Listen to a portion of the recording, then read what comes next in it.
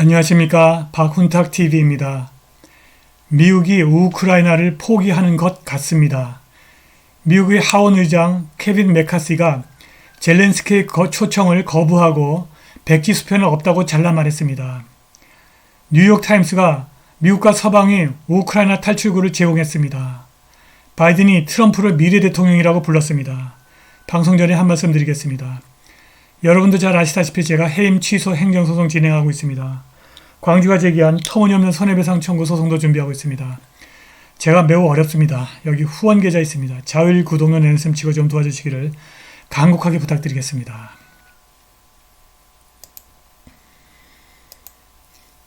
러시아군이 마침내 우크라이나 동부의 지리적인 요충지 바흐무트 동부 지역을 완전히 장악했습니다. 나토의 옌 스톨텐버그 사무총장이 바흐무트의 함락을 예측했고 미 국방성은 바흐무트의 전략적 중요성을 애써 깎아내리고 있습니다. 스톨텐버그 사무총장은 바흐무트 함락이 반드시 전쟁의 전환점을 의미하지는 않을 것이라고 주장했으나 월스트리트 저널은 어제 목요일에 러시아가 밤새 수도 키예프와 우크라이나 전역의 다른 지역에 수십 발의 미사일을 발사했고 러시아 군대가 동쪽에서 계속해서 더 많은 영토를 차지하면서 올해 가장 큰 포격 중 하나로 민간 기반 시설과 국가 방위 산업을 타격했다고 보도했습니다. 목요일 성명에서 러시아 국방부는 이 새롭고 광범위한 미사일 공격을 이달 초 우크라이나가 브라이안스크 국경 지역에서 국경을 넘어 저지른 파괴 행위와 테러 공격에 대한 보복 공격이라고 불렀습니다. 모스크바가 현재 보복 중이라고 밝힌 3월 2일 사건은 무장한 우크라이나 민족주의자들이 브라이안스크로 건너가서 총격을 가해 민간인 2명이 사망하고 10세 소년이 부상을 입었다는 주장과 관련이 있습니다. 크렘린은 일주일 전 푸틴이 침입자들에 대해서 그들은 민간인에게 발표했고 차 안에 아이들이 있는 것을 보았다고 설명하면서 이를 테러 공격이라고 비난했습니다. 한편 우크라이나에서는 여론이 종전을 원하는 방향으로 변하고 있습니다.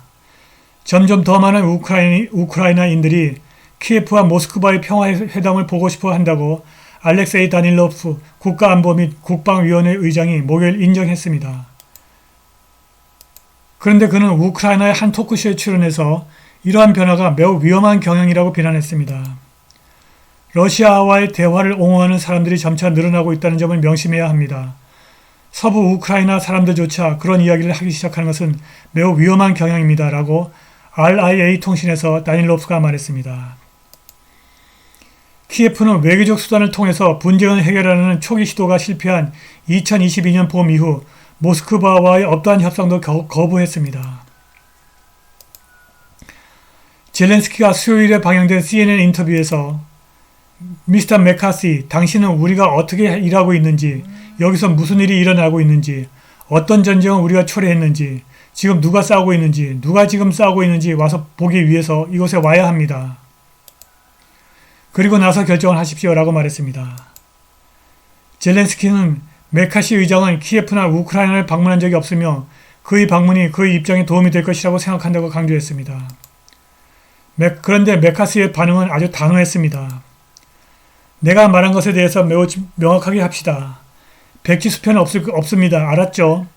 그런 관점에서 백지 수표를 줘야 할 것을 이해하기 위해서 우크라이나에 갈 필요가 없습니다. 라고 메카시는 CNN에게 말했습니다. 나는 브리핑과 다른 사람들을 계속해서 만나겠지만 그것을 보기 위해서 우크라이나 또는 키예프에 갈 필요는 없습니다. 내 요점은 항상 백지 수표를 제공하지 않는다는 것입니다. 뉴욕타임스가 3월 8일 미국 관리들이 검토한 새로운 정보가 친우크라이나 그룹이 작년 노드스트림 파이프라인을 폭파했음을 암시한다고 보도했으나 그 보고서는 장황하고 일관성이 전혀 없습니다. 그런데 이 뉴욕타임스 보도가 미국과 서방이 우크라이나 분쟁에서 벗어날 수 있는 탈출구를 제공하는 것으로 보입니다.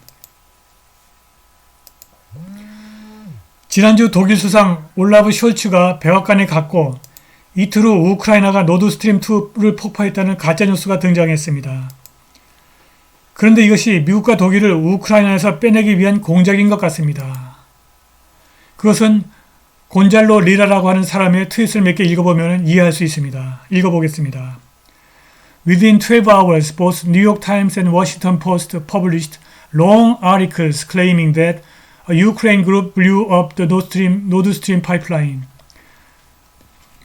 올라프 숄츠가 미국에 들어간 지 12시간 만에 뉴욕 타임스와 워싱턴 포스트가 우크라이나 사람들이 노드스트림을 폭파했다는 장문의 기사를 실었다.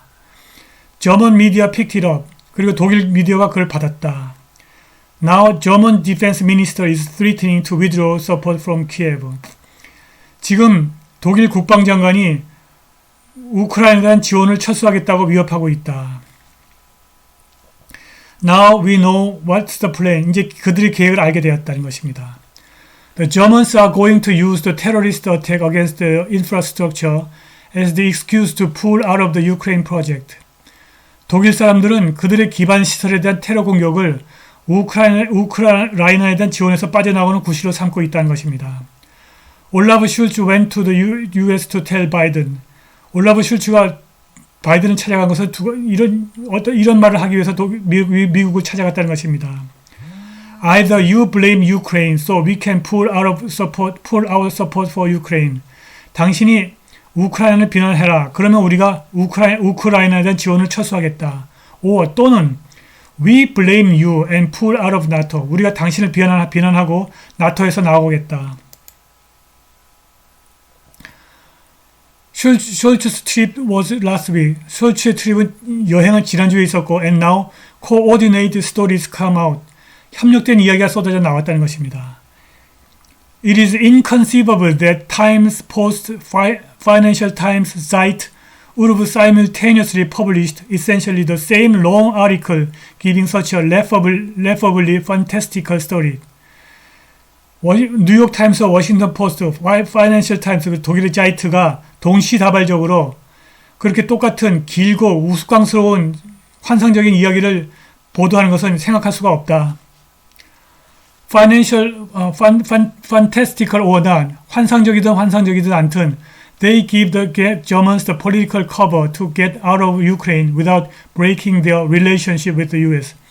환상적이든 않든 그 이야기가 독일이 미국과의 관계를 깨지 않고 우크라이나에서 빠져나오는 방법을 제공했다는 것입니다. 조 바이든이 어제 필라델피아에서 근로가정에 대한 5조 5천억 달러의 세금 인상 계획에 대해서 연설했습니다. 그 예산은 향후 10년 동안 2조 2천억 달러를 지출하여 미국을 완전한 사회주의에 더 가깝게 만들 것입니다. 바이든은 민주당이 아니라 공화당이 경찰에 자금을 지원하지 않기를 원한다고 거짓말을 했습니다. 경찰에 대한 자금 지원 중단을 원하는 것은 민주당입니다. 그는 놀랍게도 필라델피아에서 도널드 트럼프를 전직 대통령이자 어쩌면 미래의 대통령이라고 불렀습니다. 바이든의 주치의는 그가 대통령 임무에 적합하다고 확신합니다. 그는 인지평가 시험을 치르지 않을 것입니다. 바이든은 치매가 아닌 것 같습니다. 그는 정치적 미래를 정확하게 예측하고 있습니다. Tough time with their business during the pandemic.